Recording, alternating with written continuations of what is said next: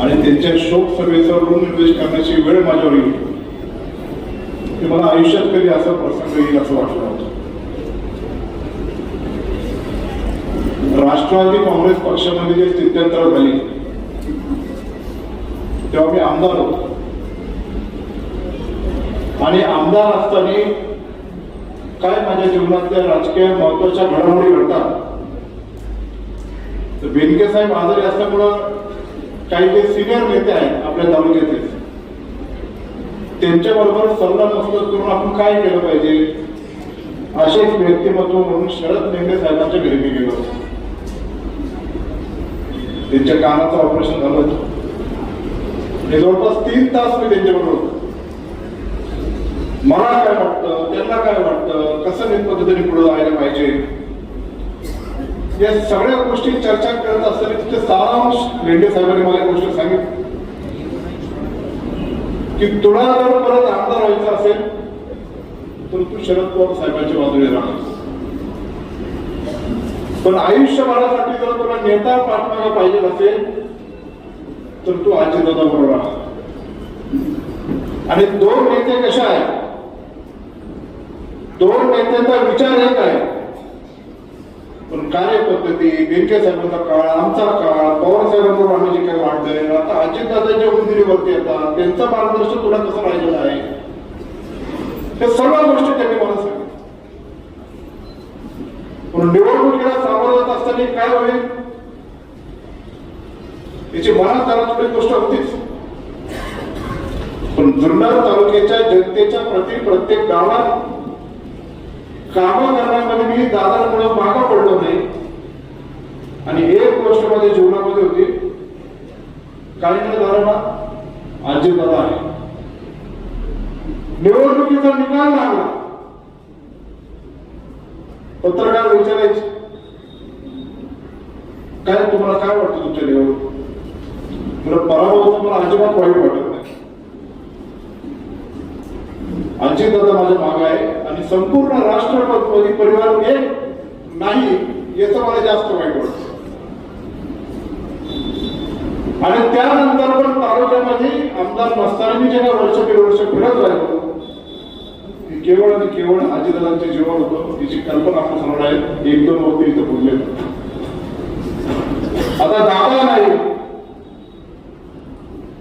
म्हणून समोर सगळं आमदार आमच्या डोळ्यासमोर पसरलं की काय अशी परिस्थिती निर्माण झाली.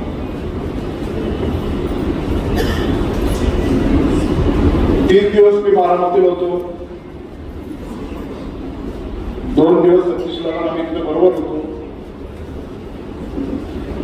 3 दिवस त्या पवार कुटुंबावर राहिल्यानंतर पवार साहेब असतील, सुप्रियाताई असतील, सुनीत्रा वहिनी असेल, रोहित पवार असतील, पार्थ पवार असतील, राजेंद्र दादा असेल, रणजितदादा असेल, ते सगळ्यांबरोबर मला भेटण्याची वेळ आली. मला काय वाटतं असं मी जेव्हा चर्चा केली तेव्हा त्यांनी मला एकच गोष्ट सांगितली, निवडणुकीचा काळ आहे.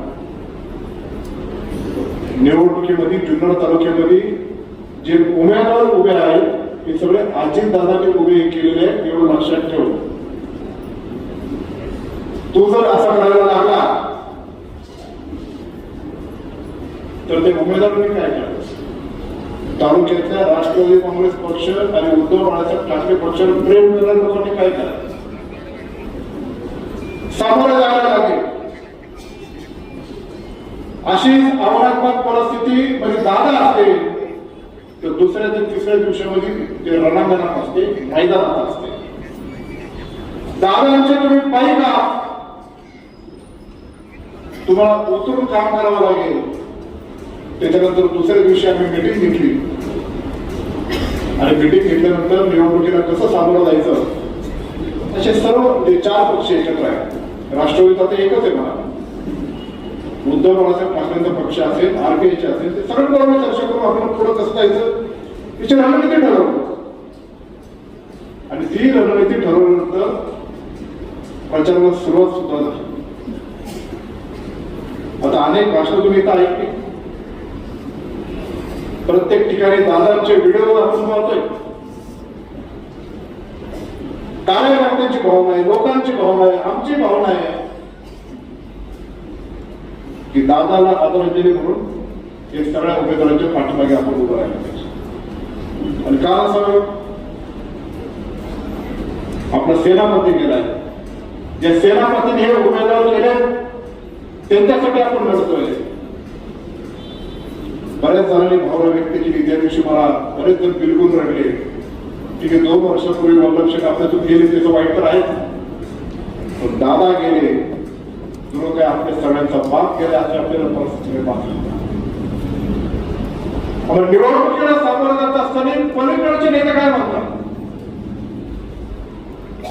आता जे तालुक्याचे आमदार शरद चव्हाण त्यांनी एका प्रचार सभेत भाषण केलं की दादा गेल्याचं यंदा दुःख नाही, हे खोटं रडतंय. जे राष्ट्रवादीची आणि उभाटाची परिस्थिती अत्यंत बिकट झालेली आहे, म्हणून अजितदादांच्या मृत्यूचं सहानुभूतीपूर्वक भांडवल करण्याचा प्रयत्न करतात. अशी भाषा शोभती का? जुन्नर तालुक्यातल्या एखाद्या सुपुत्राला आणि तो तालुक्याचा लोकप्रतिनिधी असेल, अशी घटना घडल्यानंतर अहो आमचं दुःख आहे, आमचा बाप गेल्याचं नाही ते आम्हाला माहिती.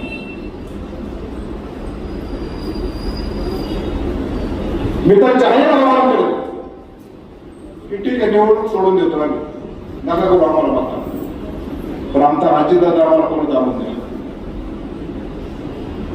आमचा बाप गेल्याचं आमचं दुःख आहे.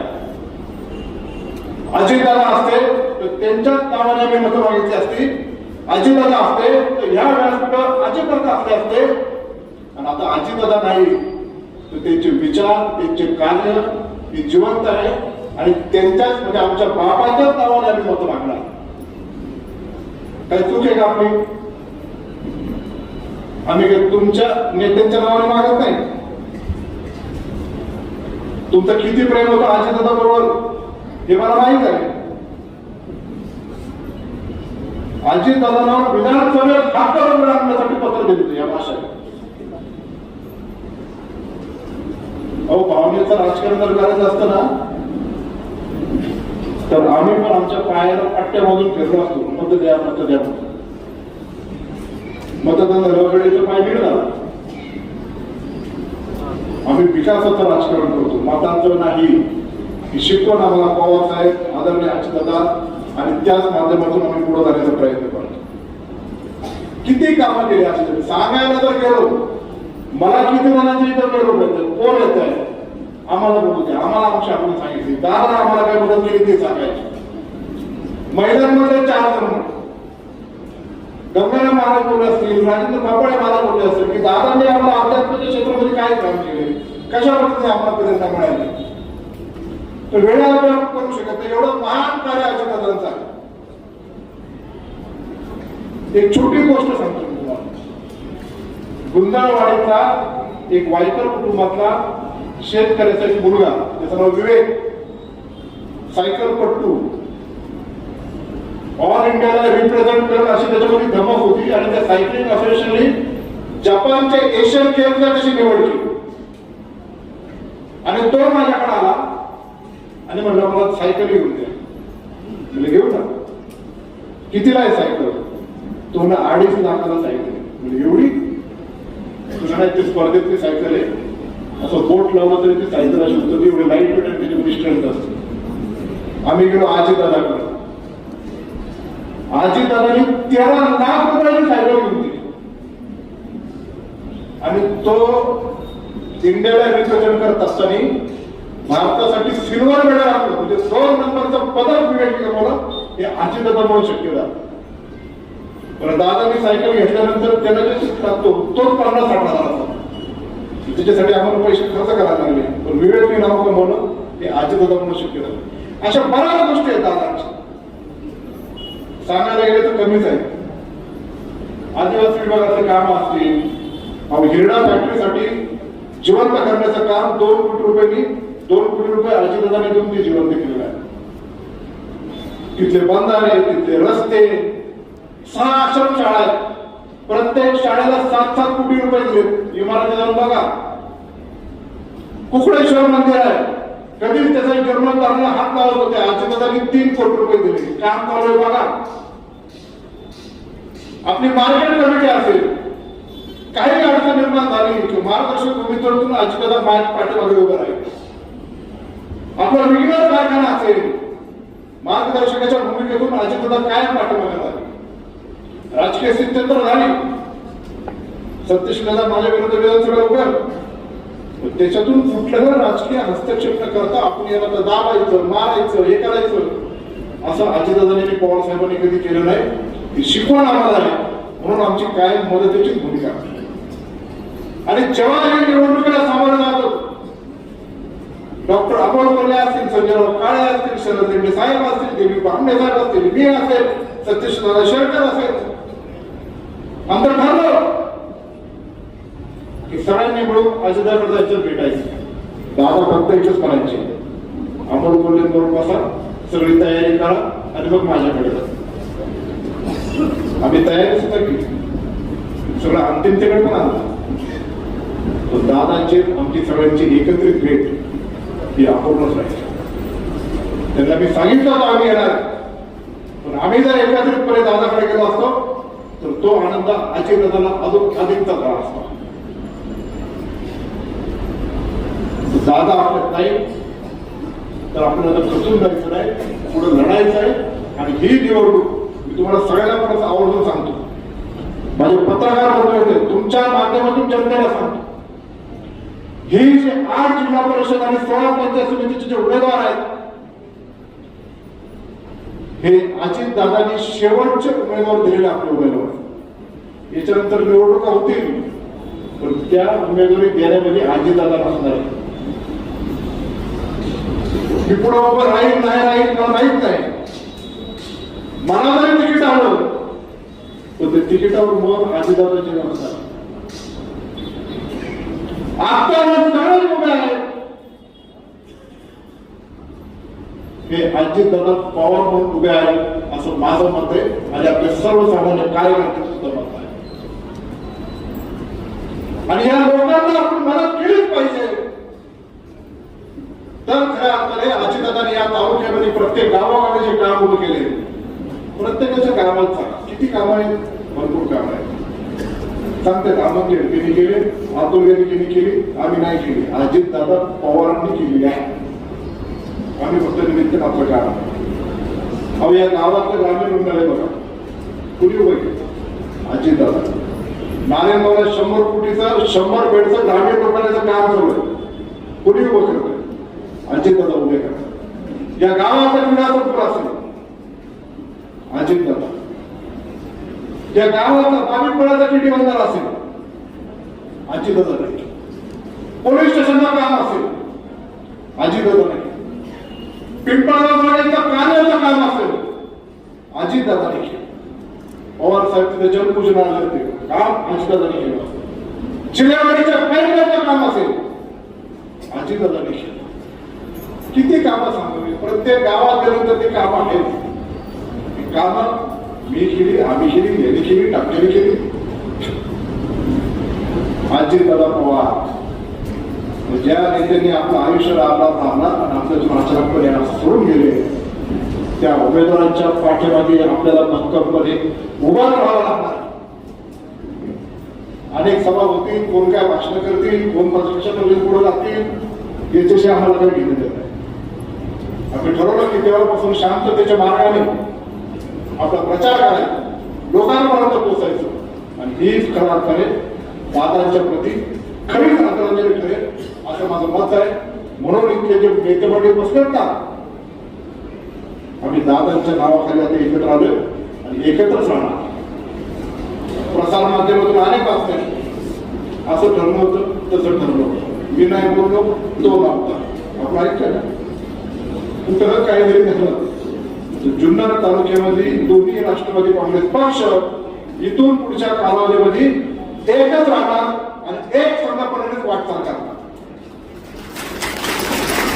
तो कोण निर्णय करायचं, कोण पुढे राहायचं ते आपण आपल्या बसत ठेवतो. मीच पाहिजे असं नाही. भरपूर दिले, पवार साहेबांनी भरपूर दिले, अजितदादांनी भरपूर दिले. मलाच पाहिजे माझ्यासाठी करायचं असं नाही. तुम्ही व्यक्ती निवडा, त्याच्यातून आपण आपल्याला एक राहायला पाहिजे. आणि ते एकेला जर बाधा पोचवेल त्याच्यासाठी मात्र आपण कुठल्याच प्रकारे माफी करणार नाही. झालं ते बस झालं, खूप झालं. आपल्या सगळ्यांना सगळं तोटा सहन करावा लागला. झालं गेलं ते विसरून जा.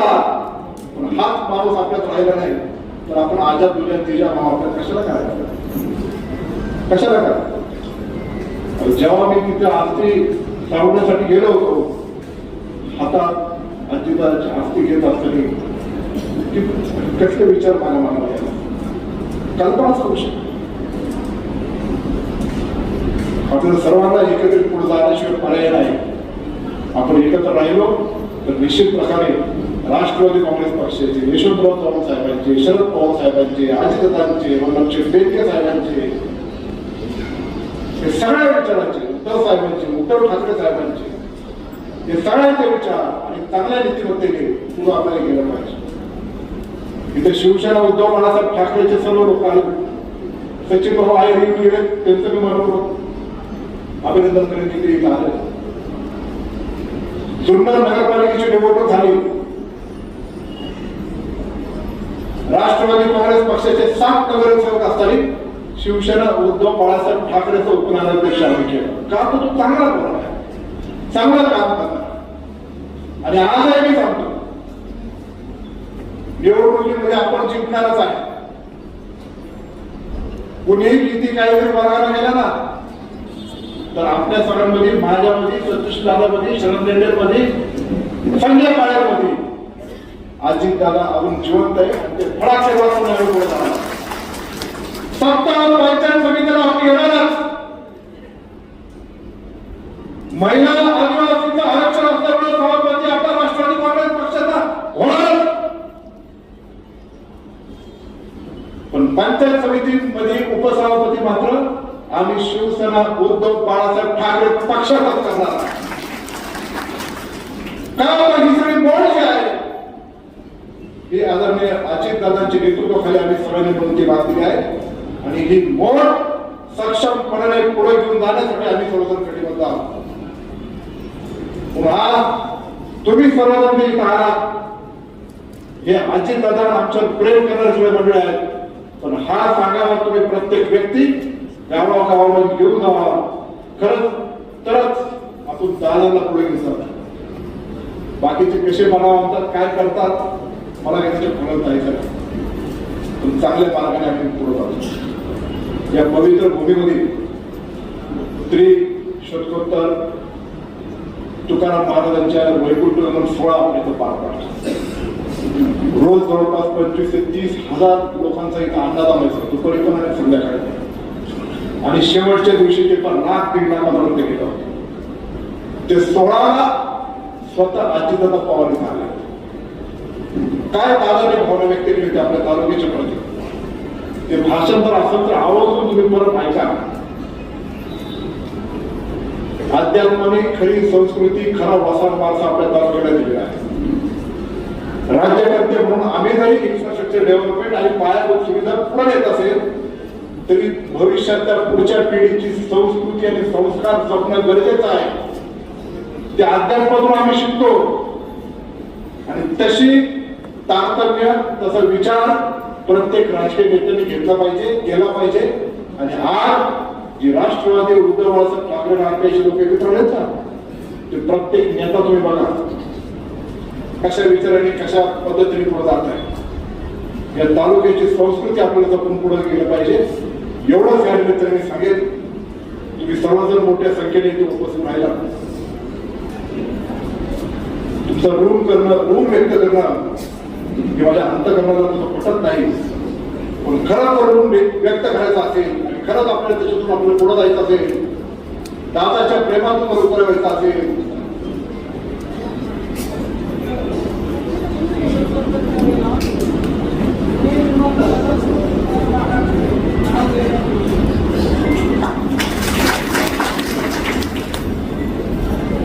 तरच दादाच्या प्रती आपण आदराची आपण केली असावी.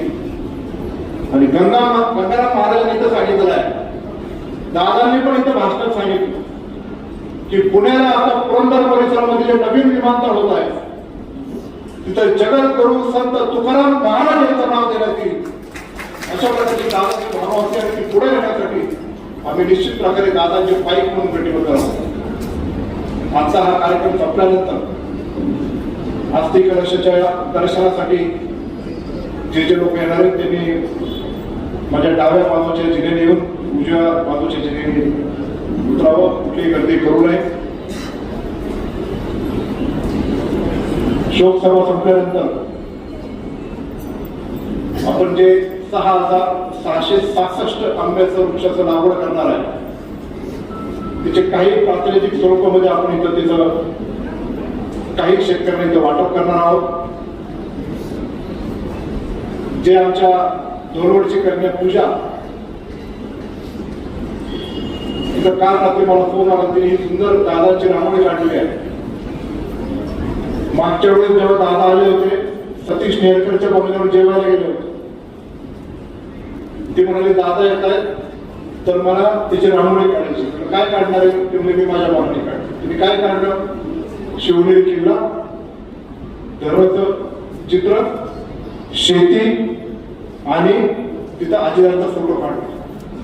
रात्री पाऊस झाला, रांगोळी वाळून गेली, तिने परत काढली आणि आज त्या पूजेचा रात्री मला फोन आला की मला रांगोळी काढायची. ती काढली, तिने ती सुंदर रांगोळी काढली, तिचा पण मी भरपूर आभार मानतो.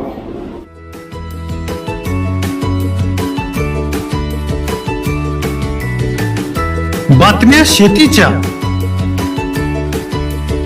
बातम्या मातीच्या, बातम्या अन्यायाच्या, गुन्हेगारीच्या,